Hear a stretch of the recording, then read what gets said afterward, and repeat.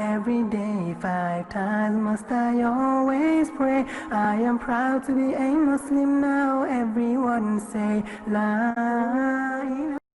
Assalamu alaikum wa rahmatullahi wa barakatuh. May God's peace, blessings, and mercy be upon you, all of you, and your families, and your friends, and everybody around you. I'd like to start off by thanking Allah subhanahu wa ta'ala for so many blessings in our life. You know, far too often we get so stuck on problems and difficulties, we forget to see the blessings that we really have. So alhamdulillah, our program, Knowledge to Action, it's about making help easy. It's about utilizing that opportunity to help somebody else so they may enjoy life, so they may also be able to start seeing the blessings in their life. I'd also like to thank our audience today.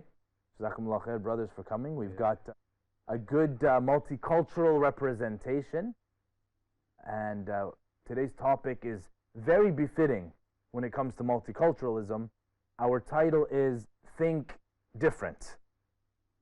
We're focusing a lot on the attitudes and the thoughts that we have of other people. Today we'll be using the example of racism and how to challenge the thoughts that lead to racism. But we'll also be challenging other thoughts as well. I just want to take you back to last session. If you recall the story of Ahmad ibn Hanbal with the baker, and he got dragged out of the mosque, thrown into the street. And now I just want you to think for a second. If you were treated so terribly, what would be going on in your mind? What do you think about when somebody treats you bad or disrespects you? Next time you get an opportunity, inshallah it never happens, but the next time you have a bad experience with somebody, analyze your own thoughts and see what conclusions you start to draw from that experience. Sometimes we have a bad interaction with somebody from a specific race, and all of a sudden we label all of them, right? In Hajj, primary example of how multiculturalism really looks like. All equal. Sometimes people meet people from a different country for the first time ever, and they get this opportunity to get a positive opinion of this entire culture. Sometimes people take negative opinions. Those are the things that we're going to address as well today, inshallah. But back to the story of Ahmad ibn Hanbal. When he was dragged into the street, and the baker took him in, and remember from last episode, the baker remembered Allah every single night. All night he's remembering Allah subhanahu wa ta'ala. And Ahmad ibn Hanbal asks him, what, did you get any special gift from Allah because of this amazing practice that you're doing? And the man said, everything I want from Allah I get. Sort of like ourselves. We almost have everything that we want in life. A few things we don't have. So blessed. Except one thing. The baker says, An ara Ahmad ibn Hanbal. That I may see Ahmad ibn Hanbal. Didn't know it was him. That's where we ended off last session.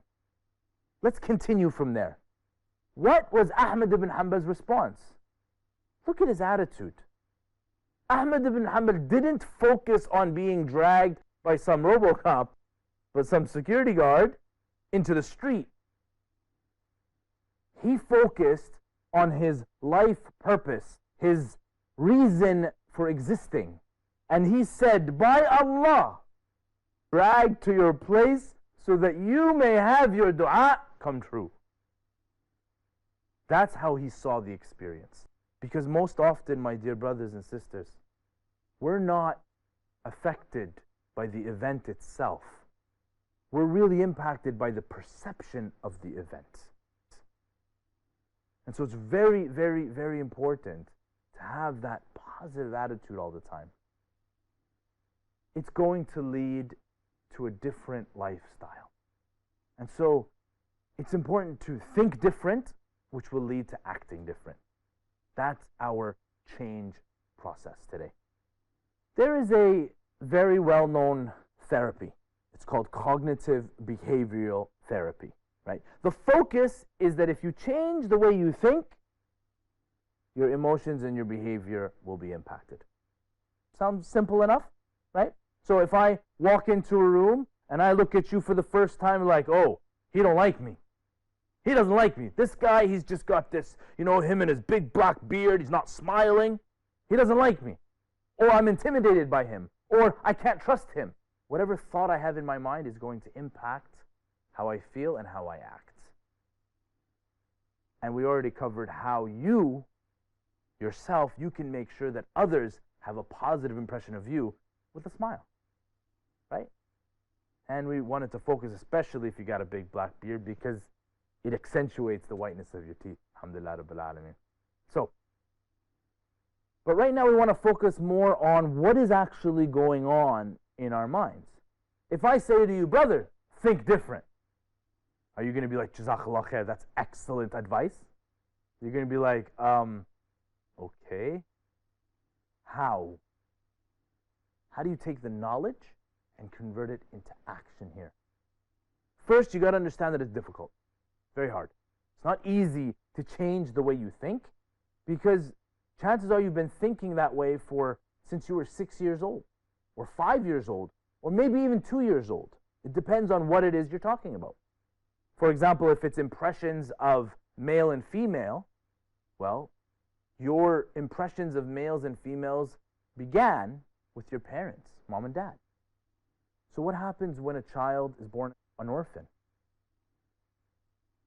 and has no father to be that figure for them? And we have these issues so often. And the Prophet Muhammad ﷺ being born an orphan is a reminder for us. There's a lot of people that need our help. Lots of people. So, some of these impressions they haven't formed, or if they've formed negative impressions. What about a young child who's abused his whole life? Or her whole life she's been treated like she's something less than? What are their impressions of others? This is what's all going on behind the scenes, right? So for our viewers at home, we can use this set as an example. You see me, but you don't see what's behind the scenes, the cameras, the lights, all of this stuff. There's so much going on behind the scenes. If we can start understanding what's going on behind the scenes, we can start to address these issues a little more seriously. And today we want to talk about racism. How do we combat racism? By changing the way people think. How do we do it? There's a hadith.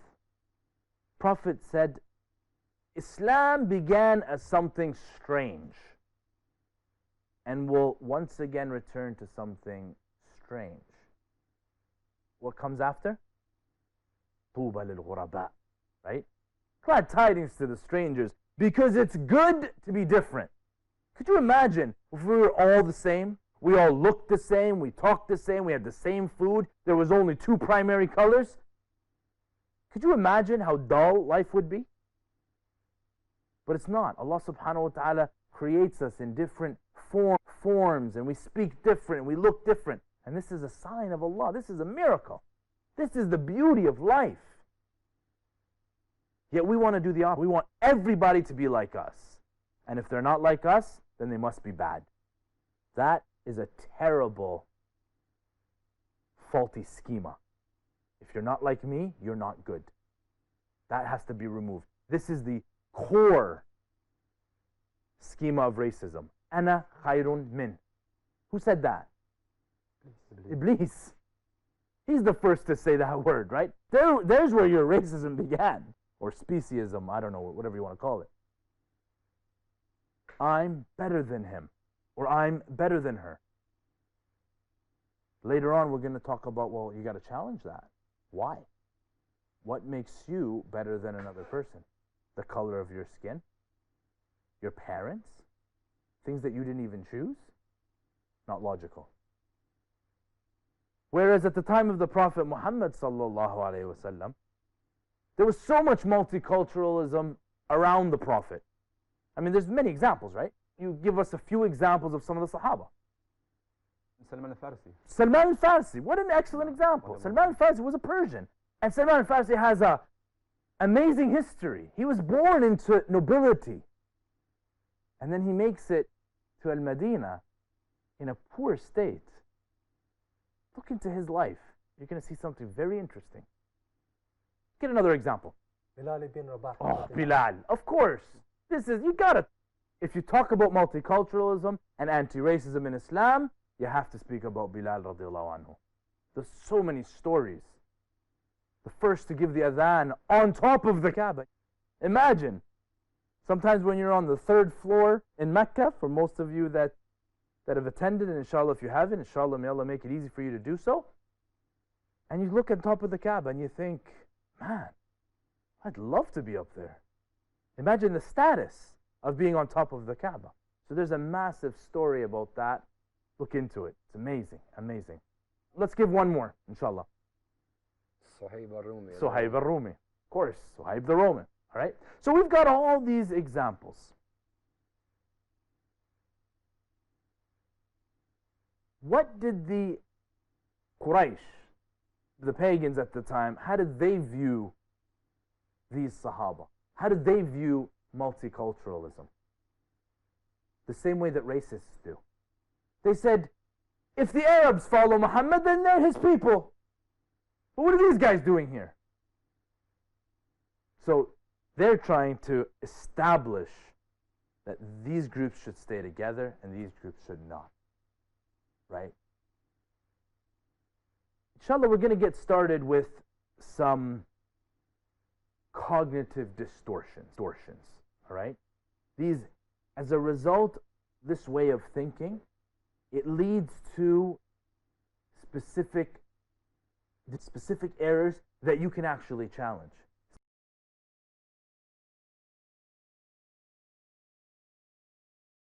It's not easy to get at the core schema. Sometimes we will never know what it is unless we go through, as we spoke about in previous sessions, process of cognitive behavioral modification.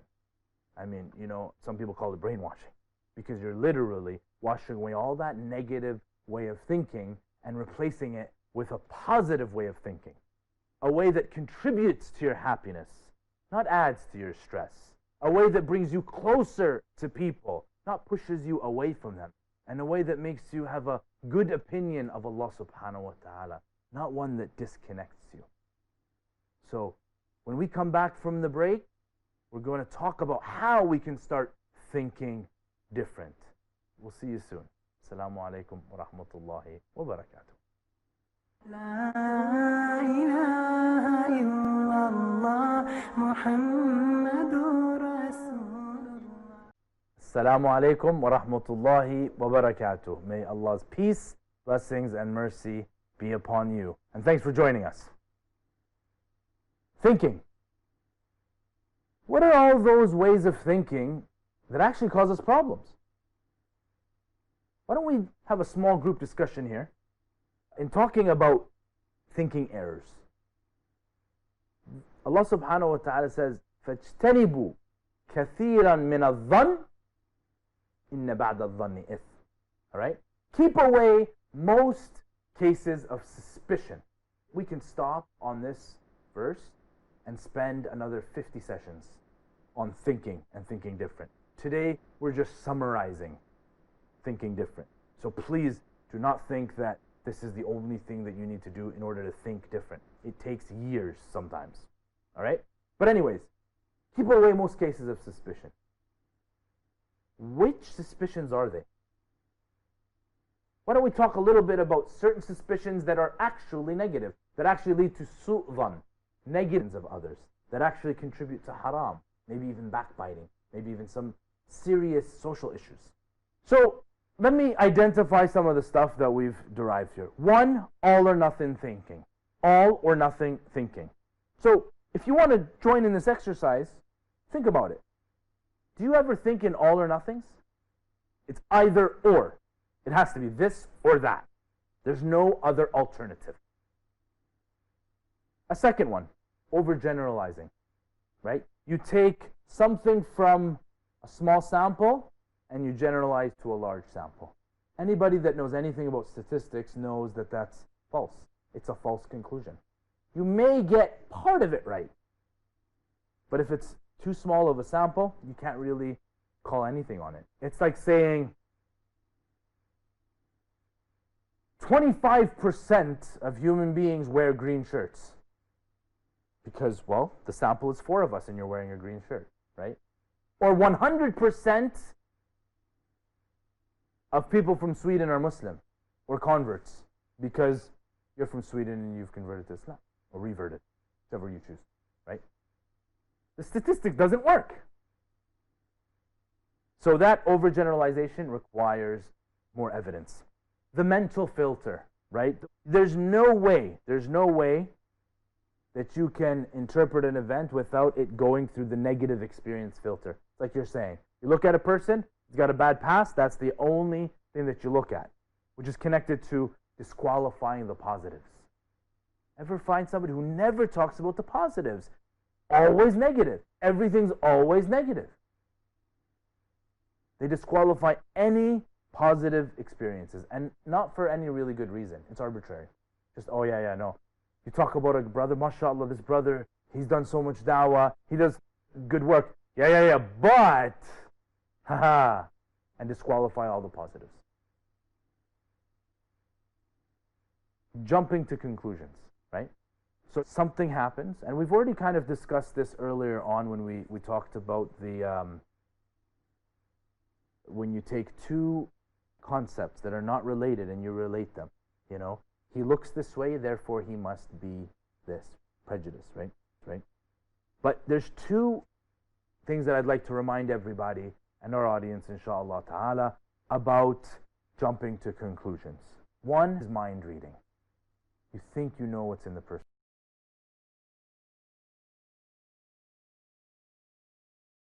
mind. Sometimes you have a good judgment of character, furasa. You can actually, you know what I mean? You can read nonverbals very, very, very well.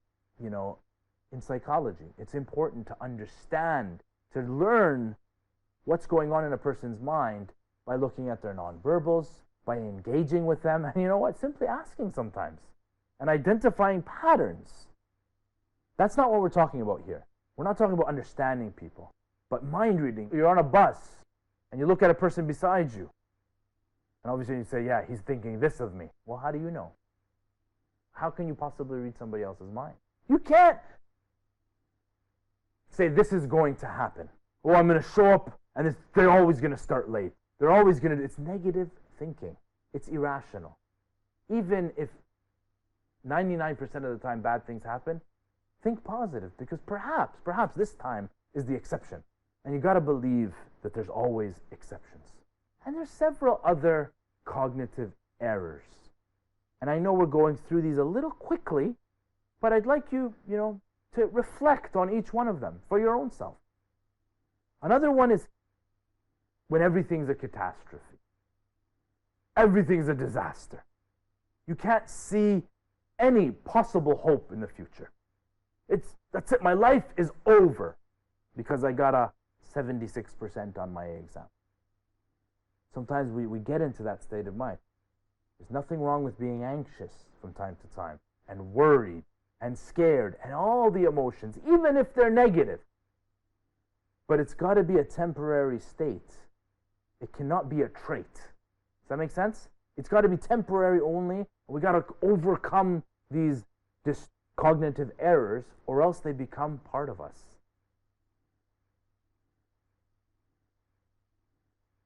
Emotional reasoning. Have you ever felt something and said, I felt it, therefore it's true? I feel, therefore I am, right? I felt it, that means it exists. I felt that he didn't like me, therefore he didn't like me. The problem when our emotions start to dictate how we think is that our emotions are not governed by interconnected networks within the brain. Emotion is a totally different area, and it's important to distinguish between the two whenever you're talking to somebody or helping somebody. Is this how they think or is this how they feel? Because if somebody says, I feel hurt, you don't tell them, No, no, no, you shouldn't. That's invalidating their emotion. That's very hurtful. If somebody says, he intended to hurt me, that's when you said, no, he didn't. Two totally different worlds, right? Make sense? Okay. So that emotional reasoning is important to identify. As are the should statements. Everything should be this way. And if it's not this way, then it's wrong. That's what we call extremism. It's got to be this one way. There's no alternative opinions. Nobody else has, everybody else who said something on this specific topic is wrong except for me. The problem with that is it narrows the amount of knowledge that we have in Islam. Right? It narrows the amount of the depth and the impact that Islam has had on the world. And so it's extremely important to be open-minded. Once again, we're not talking about your average debate when people talk about Islam. No, you guys should do this. That's not what we're talking. We're talking about ourselves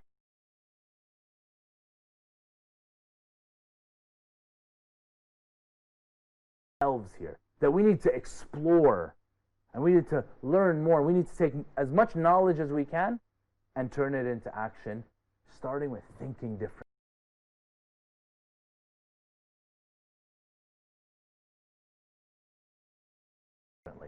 And we'll go back to our acronym, I, ACT. Identify the issue. Analyze it. Challenge it.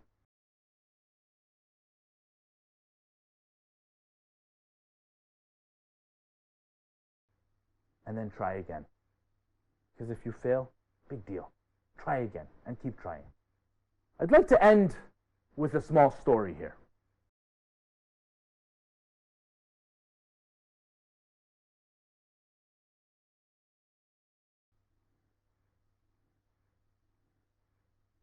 When we talk about thinking differently, there was a young boy.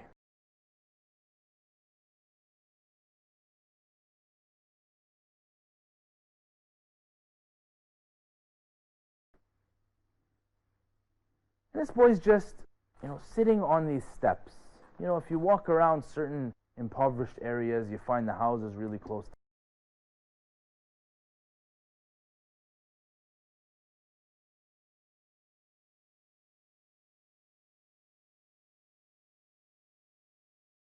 to each other. There's this little boy sitting on these steps. All of a sudden, a guy drives by in a brand new car and goes into the store. Picks up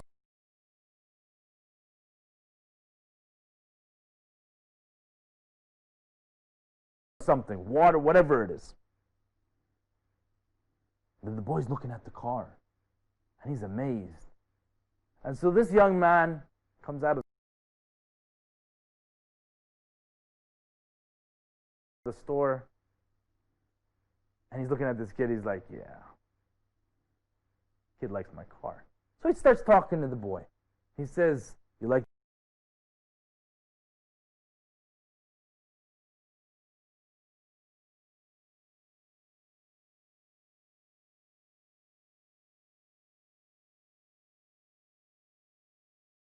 the car? He's like, that's a beautiful car.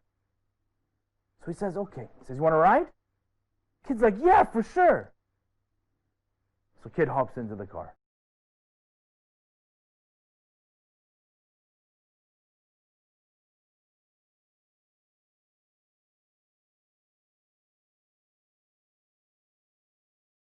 They go for a spin. And so the owner of the car says,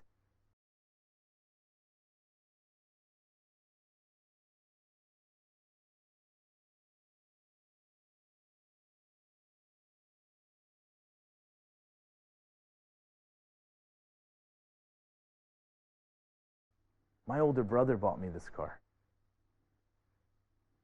And so the little boy says, wow, I wish I was a brother like that.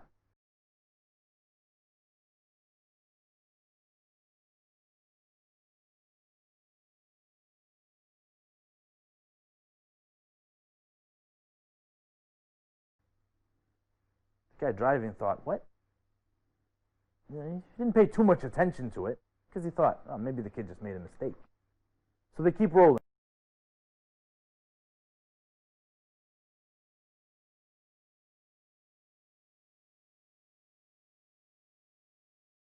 The boy says, can you go back to the spot where you picked me up from, please?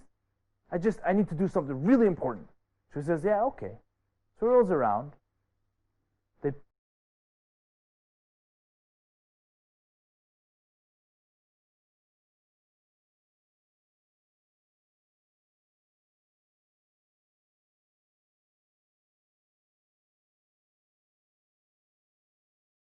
come by the, back to the step. Little boy runs inside the house, comes out with a crippled young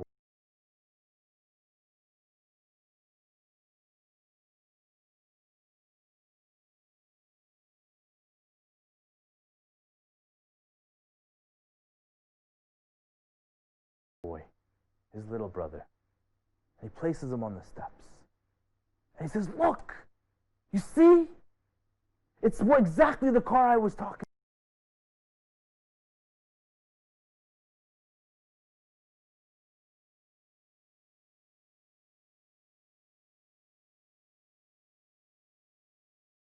to you about. And his brother bought it for his little brother, just like I'm going to buy you your car. I wish I was a brother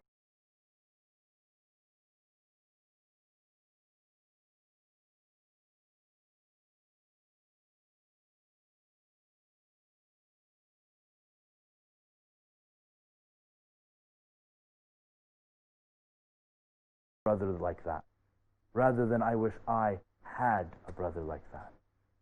May Allah make us people who give and help others for His sake.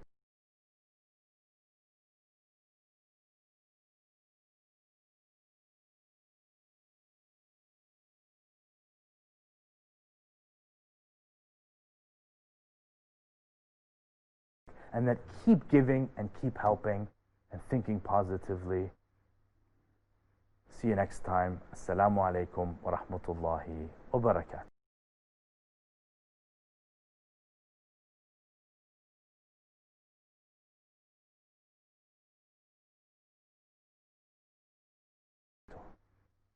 Love for my brother, what I love for myself, only Allah do I worship and ask Him for help every day.